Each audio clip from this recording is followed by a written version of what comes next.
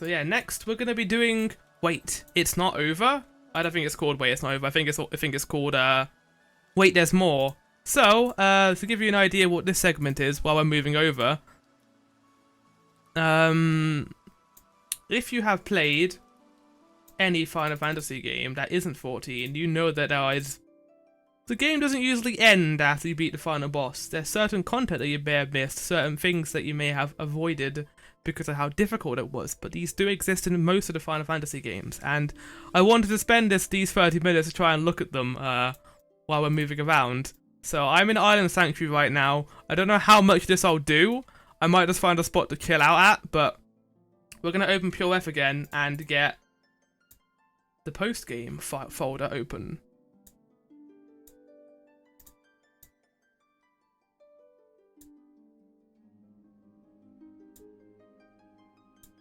I need to add a filter on it so that we can see Final Fantasy XIV. There we go. Wait, there's more. There is more. I might make that more easy to see. Hold on. Filter.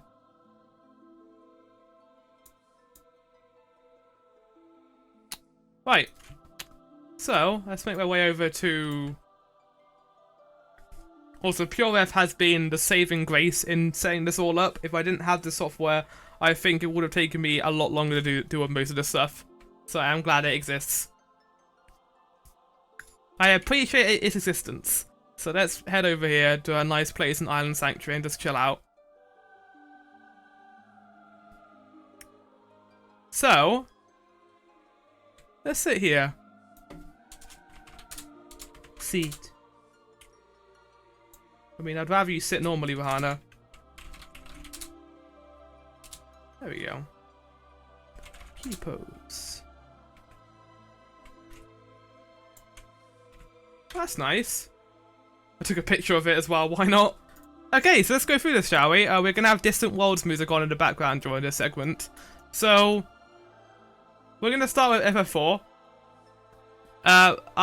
So all of these games I'm going to be going through, I do have recordings for. And most of this side content I have done, or at least acknowledged. There is some stuff that I haven't done or acknowledged, so I will get to that. But to start off with, we do have... The music is very loud. FF4.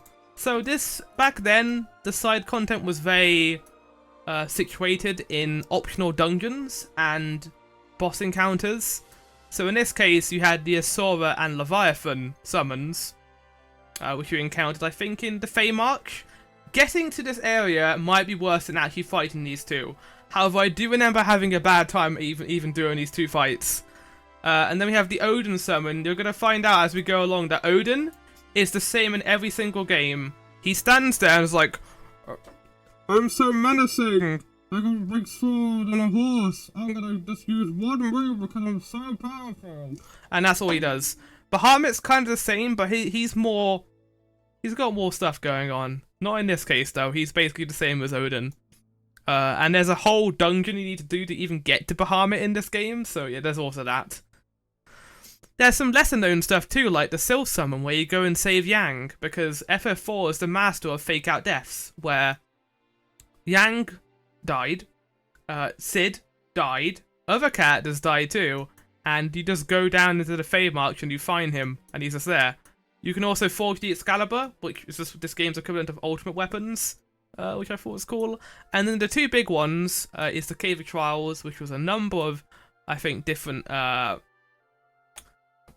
think it boosts your attack up for each character to pass the cap of 9,999, however, I'm not too sure. But each character gets a trial. So I think there's 9 characters in the game, so you have to take each one through this. Now, there's also the Lunar Ruins, which is very similar, and this is only for the GBA version, so I only experienced this because I have the GBA one. And I quite liked it. It added a lot more optional stuff to the game, and it was cool to get a little bit more story for each character. Like, each had a unique trial for them. I think Seesaw's was like this parallel universe where he was apparently good and nothing bad happened, and you kind of saw cracks and seams fall away. It was interesting. I liked it a lot. But yeah, that's FF4. Okay, next we have FF6. So as you can see here, these are all equally sized, because FF6 doesn't really have post-game.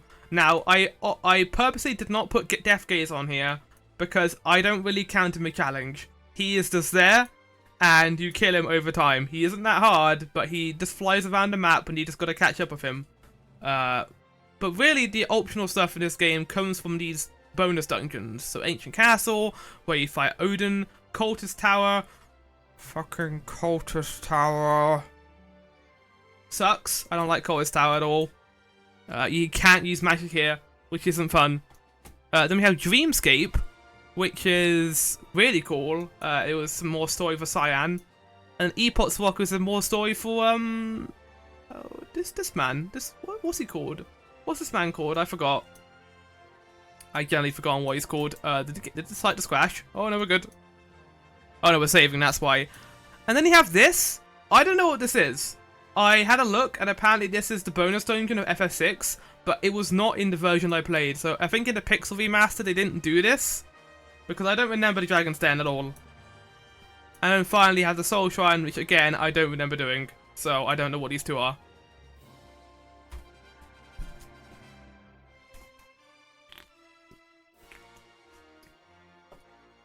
Right. So next we have FF7. There's a lot of optional stuff in FF7. I'm pretty sure if I took it all out, my playthrough would be a lot shorter in the third disc. So I'm curious to see how they handle this in a remake, the Ultimate Weapon, Ruby Weapon, Ember Weapon, all that. But basically, you got Ultimate Weapon. He is a piece of cake. He's the same as Death Gaze, but he is a little bit more challenging because of certain moves. You do need to be a certain level for him. Unlike Death Gaze, who's a piece of cake. As opposed to that, you then have Ruby Weapon and Emerald Weapon, who are relentless. They are worse than Ozma in some ways, and I haven't got the time to do these. FF4 music. No, it's FF6 music. Oh, there's a Searching for Your Friends from fucking 6. This is great. I love the song. Yeah, Emerald, Ruby Weapon, they're good, but I haven't done them myself because of how difficult they have been. And this is a common thing I had to keep thinking about when doing these recordings is, do I do these weapons? Because like I'm not gonna enjoy having to grind up to fight them. It was hard enough doing the chocobo racing, breeding in materia caves. So I kind of came to the conclusion that I'll either come back to it, which I do plan on doing at some point, or just not do it at all. And that was the plan. But yeah, they're there too. Ancient Forest. This like puzzle forest area. We had to use fogs and flies to get past certain traps and obstacles.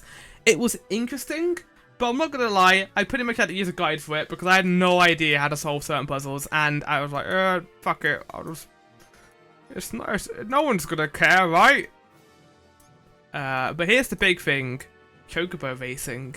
I didn't think I was gonna do the chocobo stuff in the end, but oh boy, did I do that! There's a whole part in my series of this, like, grinding all these chocobos until I got the golden one, and then I was able to explore the materia caves and receive the Knights of the Round, and that was wonderful. So yeah, it was very rewarding. I actually really liked the side quest, and I thought it's one of the better chocobo side quests in these games, and you can see that 8 and 9 also have them as well. And then finally, Wonder Square. I didn't really do Wonder Square because it was RNG bullshit. I know you can slow down the slots, apparently, if you press a certain button, but yeah, I didn't have time for that, so we ended up deciding not to do that in the end. They do a little bit of it, but only enough to get Cloud's Ultima limit break. Right, but that is 7. Now, surprisingly, the king of side quests, FF8. FF8 has a fucking fuck ton of stuff to do, and it's all centralized around one little thing we call Triple Triad. I was surprised how engaged I got by this game. Unfortunately, I didn't end up doing too much of it by the end, but I did do a lot of it at the beginning, and I really liked this game, and it made some of the actual cards I got really busted. If you want to break FF8, I suggest watching a video on it because it is fascinating. And yeah, I love this. I love Triple Triad. It's great. But let's go through these in order. You've got the Deep Sea Research Center where you fight Bahamut. And Ultimate Weapon. Ultimate Weapon, not gonna lie, scared the fuck out of me when I first encountered it, because look at its design. This is nightmare fuel. And yeah, you just encounter it and it sucks. Bahamut's fight is really cool. He just appears like this badass and is like, "Hi, you want to fight?" And you do fight him. And then we have Chocobo Forest, where we receive. You have to do hide and seek basically, and I didn't like Chocobo Forest in the end. It was very tedious, and you had to be in a very specific place to get certain things and solve certain puzzles. And of course, just like with 9, the game doesn't really explain how to do it, so you have to basically use a guide for it. Shumi Village was a surprisingly interesting addition to the story. These like alien people who Laguna met, they didn't really have a big impact on the plot, but I did like it. It was weird, and I enjoyed that part of it. Next is all the GFs. In this game, you get girlfriends who act as your buddies in combat, and they act as also big ultimate moves that you could use and spend in battle. So you get Odin, the same as in FF6 and FF4, and you also get King Tomboy. Now, surprisingly, King Tomboy took a while because he doesn't appear naturally. You need to trigger him to spawn, and to do that you need to kill 20 regular Tomboys in this area, which I'm not gonna lie, took about an hour, maybe an hour and a half actually to do, and then eventually when he showed up, we killed him. That was good. And then next week went to Cactus Island and got a cactus, and that was really easy, but it was cool. And then we had this little guy, Pew Pew. Thank you. And there's an alien dude who destroyed a ship off and he moved on the planet, which you know is good. I forgot what else is involved in that quest, but that is a thing you can do. And then we have, well, Jupiter Triad, obviously, and Queen of the Card, this woman who walks around, follows you, and is like, "Oh, I'll change the rules, but only if you talk to me in this area." And then we have Opal Lake. I quite like this. It was a little confusing at first, but I liked how you had to go around different areas of the world, and it was basically the Chocobo thing from 9, which we'll get to in a minute. But different. And I enjoyed that about it. It was cool. Next, we have a mega weapon. I didn't end up fighting this. I think in the playthrough, I gave it one attempt, and he utterly minced me. Well, I don't think it utterly minced me. I think it was difficult, but if I spent a little bit more time prepping, because surprise, surprise, my party was pretty broken by the end of the game. Saying that though, a mega weapon was still very powerful. So if I had spent a little bit more time grinding, I think I would have been able to kill it. But yeah, that's FF8, the king of side quests. Right, next we have another game that had a surprising amount of side content, which I was surprised by considering how short the overall story is. The big one, and I'll get this out of the way, is Ozma. I pretty much did that on recording and on stream trying to kill this fuck, and he would not die. He kept using RNG attacks. One of the things I don't like about FF9 is the fact that the bosses can just use awful moves and there's nothing you can do about it. You can get ribbons obviously, but Ozma will not care about your ribbons and still give you poison damage, and that's not fun. You also have your boy Hades here, who becomes a merchant if you kill him. He was surprisingly easy to kill. I quite like fighting him. Right, so that's him. So I didn't actually do any of this side content on stream, unlike or on recording, unlike FF8 and FF7. Mainly because this really was just post-game stuff. It required you having done a fair amount of the story before you could even access it. So there were new areas you can go to, like Mognet Central and Daggero. Daggero was this library area, I think, where you got Excalibur and lots of lore about certain characters. I don't think I ended up going to Mognet Central. I think there was like a whole side quest involving letters, but I didn't end up doing that. And then you have Stellatio, and that was all runes, I think, of like different moons and planets. Which again, unfortunately, I didn't do that. Right, but moving on, we then got Quina, who was the first and one of the last times I attempted to do blue magic, because I didn't want this guy on my party for the most part. I think the most I did with blue magic in the entire series was probably Kimahri, because of how powerful he was anyway, so using it didn't really affect me that much. But yeah, I used that with him, and yeah. Blue Magic as a whole in the series, I don't really like because you have to. It feels like something you'd do on a New Game Plus playthrough, and you'd come back to it knowing where certain spells were. Because going in blind, you have no idea where these abilities and things are, and the only way for it to trigger usually is by seeing it. And it may be in a boss that you could kill, so yeah, there's also that fact. We then got Friendly Creatures and Ragtime Mouse.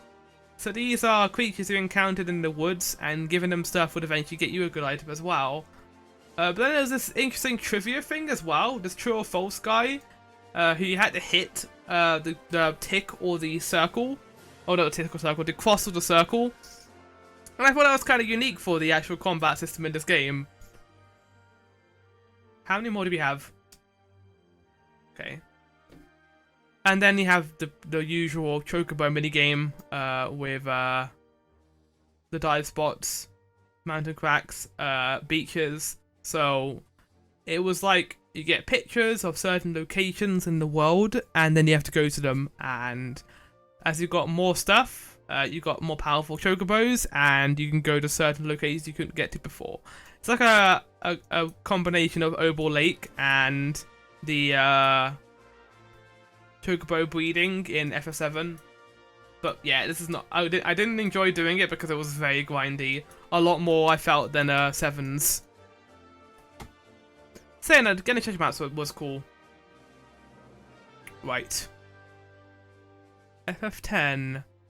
A lot of side stuff in FF10, surprisingly. So the main bulk of it is around the Dark Aeons, which are really interesting additions. So every Aeon you collect in the game as a summon, they also have dark versions of themselves.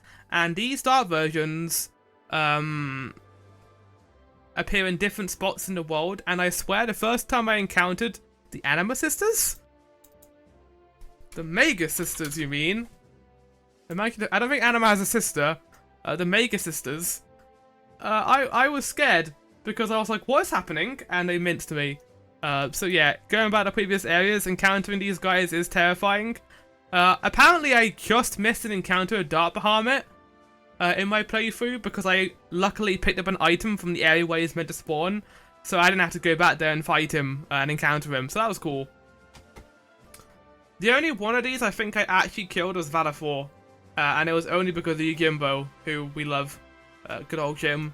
And I used his spell to instantly kill Valifor. And I don't know if I was meant to do that, but that's what I did. So, deal with it. But to really prepare to fight any of these Dark Aeons, you have to do a lot of stuff. Firstly, getting the Aeons, Anima from Bag Temple, Yukimbo from the Cavern of the Stolen Faith, and then also the Mega Sister from Vemian Temple. You also can get secret areas from the airship.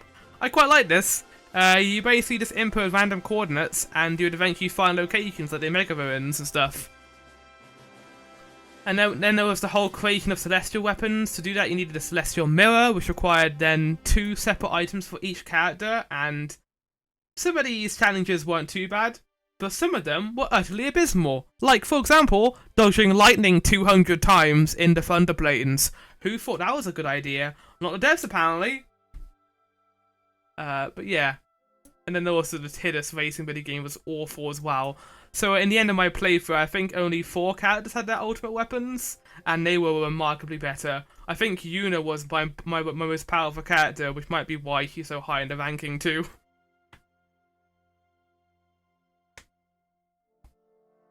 And then he has some hidden bosses, like Penance and Nemesis. Penance is like the final boss of the game. He has a fuck ton of HP and is apparently really difficult to fight. Battle Arena, I didn't end up doing it too lot of. I was thinking I could use it to actually get prepared for the final area, but apparently, apparently this requires really, really far late game stuff. As opposed to the other games in the series, where getting to level 99 isn't really required for post-game. I think it is here. You need to be really powerful for certain things, like completing the skill tree and all that. That was mostly seen in the Mega Ruins, where despite dealing with the enemies pretty well, most of them, some were really annoying. But Armor Weapon was fine. A Mega Weapon, though, was awful. I did not enjoy fighting him at all. And I used Mega Sisters here, and the fight went on for years. So yeah, I guess you need to be high level for it. Take a quick drink because I am speaking a lot.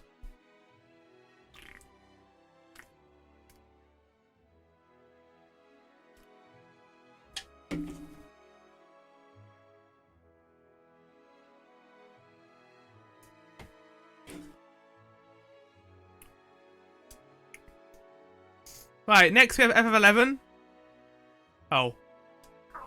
Next we have FF14. So, with 14, I didn't even know whether to include this. I did talk to Mel yesterday about it a little bit too. FF14 is an interesting case because this game doesn't really have a post-game. It's an MMO, meaning there isn't really an end. There's no end point, and then you can just do lots of side content to be as powerful as possible. You can do that with crafting and getting the what are they called? Animal weapon, relic weapons. But for the most part, yeah, it's mainly based around Savage and Ultimate raids and extreme trials.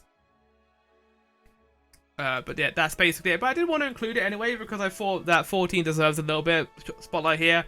So we have normal raids in the form of the Cause of Bahamut, Alexander, Omega, Eden, Pandemonium.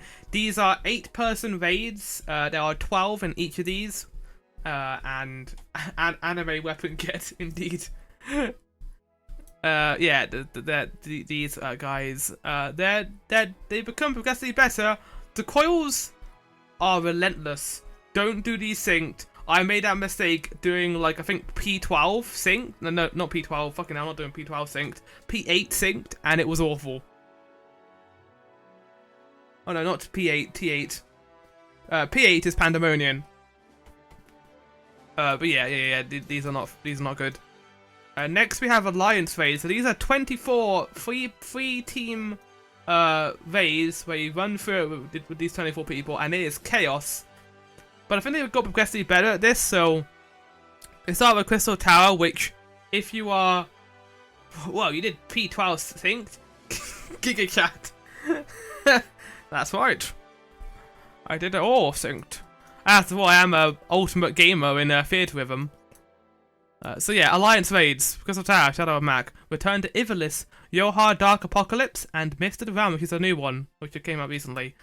They have gotten better at these. If you are doing leveling, chances are you're going to be seeing Crystal Tower a lot. Maybe even Shadow of Mac as we go along. It's mainly because when people are leveling up, they do Alliance raids, and it is usually always the Crystal Tower. So yeah, good luck with that. Then we've also got these 2 little expansions that were added to Stormblood and Shadowbringers. Eureka, which was these 3 islands, which had its own leveling up system and this whole new story. It was really interesting. A little boring though because there was a lot of grinding. This is definitely like a pay-to-win-esque setting where you have to do a lot of work to get a little reward, like this really cool floating mount that I want at some point. Look at this smug person. Whoa! And then Boja, which is the same but better. But one thing if you don't know about Boja is it actually has a trial tied to it. It has a trial called Memoria Mizurza, which I highly suggest doing because you get to actually fight Gaius. Not Gaius, Varus. But yeah, as I mentioned, Ultimate Raids, the Omega one came out recently. Haven't touched Rika at all, need to finish off Boja too. Yeah, I need to do that. I got past Debonum's Legionnaire, and I was like, I'm good. I don't need to do any more, but I kind of do. Memory MRSA, that's right, that's it. And then we've also got Trial Series.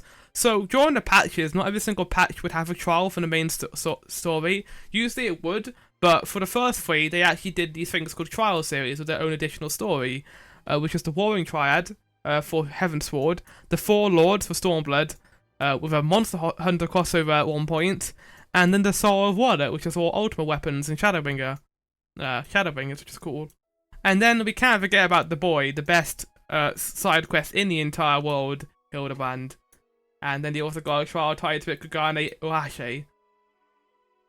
And as I say here, there are many more, including additional dungeons, side quests, and crafting. Check out the game to see the rest of its features. Yes, do that if you want to see it. It's great. This game's wonderful. It is still getting new content even today. It's been out for 10 years. It's great.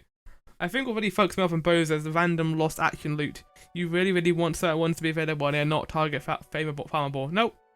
That's why Bojo is hated by many, including us.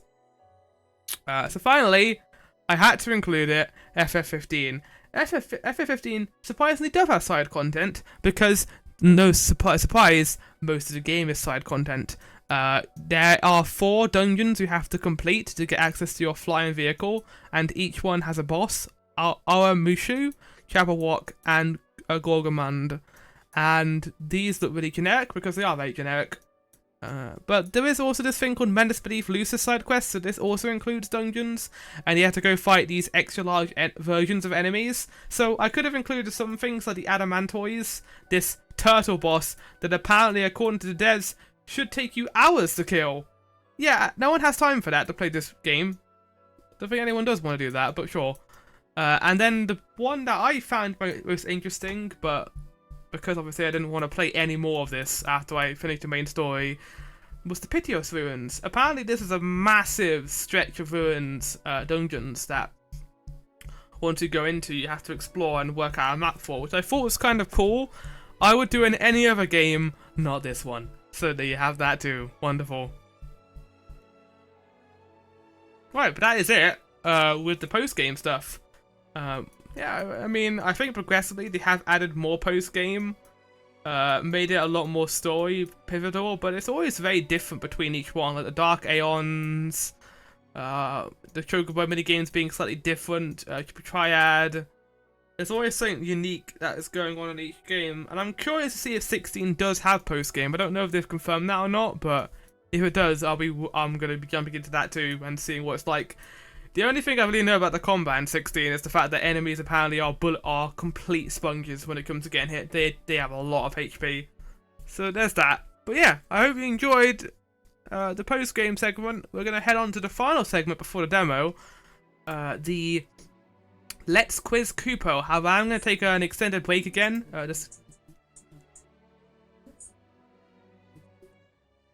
My Alexa device is activated. Alexa! Shut the fuck up! Oh, it's not okay. It's ignoring me. Okay.